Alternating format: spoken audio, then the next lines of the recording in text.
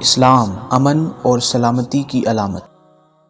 ان لوگوں نے اللہ کی ذات کے ساتھ مختلف دیویوں اور دیوتاؤں کو ملا رکھا تھا اور ان کے فرضی بت بنا کر ان کی پوجا کرتے تھے۔ جیسے ہندو لوگ خدائے واحد و شاہد کو ایک مانتے ہیں اور بھگوان کہتے ہیں، لیکن وہ خدا کے ساتھ ہنومان، کالی دیوی، کرشن مہاراج اور ناگ دیوتا وغیرہ کی بھی پوجا کرتے ہیں اور خدا کے ساتھی اور مددگار کہتے ہیں۔ وہ اس بات سے انکار کرتے ہیں کہ خدا ایک ہے اور خالصتاً اللہ کی عبادت ہی کرنا چاہیے۔ قوم عاد اپنی شان و شوکت دکھانے کے لیے پتھروں کے بلند و بالا گھر بناتے اور بلا ضرورت عالی شان عمارتیں تعمیر کرتے، کمزوروں سے بگاڑ لیتے اور ان پر ظلم و ستم کے پہاڑ توڑتے۔ وہ اخلاقی اور معاشرتی پہلو سے غلط کاریوں میں مصروف تھے۔ انہوں نے خدائے واحد کو بلا کر اپنے دیویوں دیوتاؤں کو اپنا محبوب بنا رکھا تھا۔ اس مقصد کے لیے انہوں نے ان بتوں کے بڑے بڑے مندر بنا رکھے تھے جہاں ان بتوں کو سجا کر رکھا تھا۔ وہ ان کی منتیں مانتے اور ان پر چڑھاوے چڑھاتے اور ان کی پوجا بھی کرتے۔ ہر قسم کی شیطانی فعل کرنا ان کی پسند تھا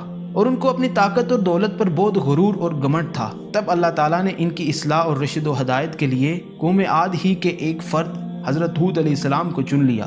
آپ علیہ السلام ایک صالح اور نیک خصلت آدمی تھے اور اس قوم کے فرد تھے۔ آپ علیہ السلام کی رنگت سرخ و سفید اور داڑھی لمبی تھی۔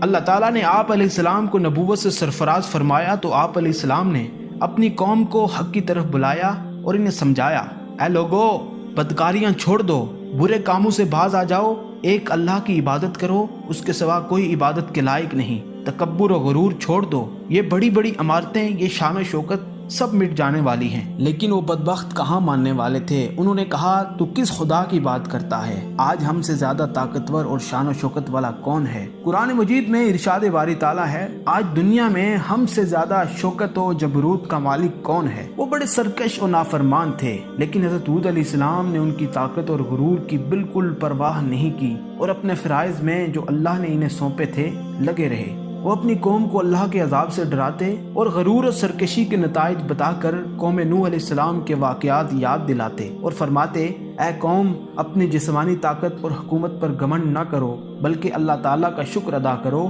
کہ اس نے تمہیں یہ شان و شوکت بخشی اور قوم نوح علیہ السلام کی تباہی کے بعد زمین کا وارث بنا دیا، خوشبختی، فارغ البالی اور خوشحالی عطا فرمائی۔ لہٰذا اس اللہ واحد شریک کی نعمتوں کا شکر ادا کرو اور خود ساختہ بتوں کو پوجنا چھوڑ دو جو تمہیں کسی قسم کا نفع نہیں پہنچا سکتے اور نہ ہی تمہیں نقصان پہنچا سکتے ہیں۔ زندگی اور موت، دکھ سکھ، نفع اور نقصان سب اللہ تعالیٰ کے ہاتھ میں ہے۔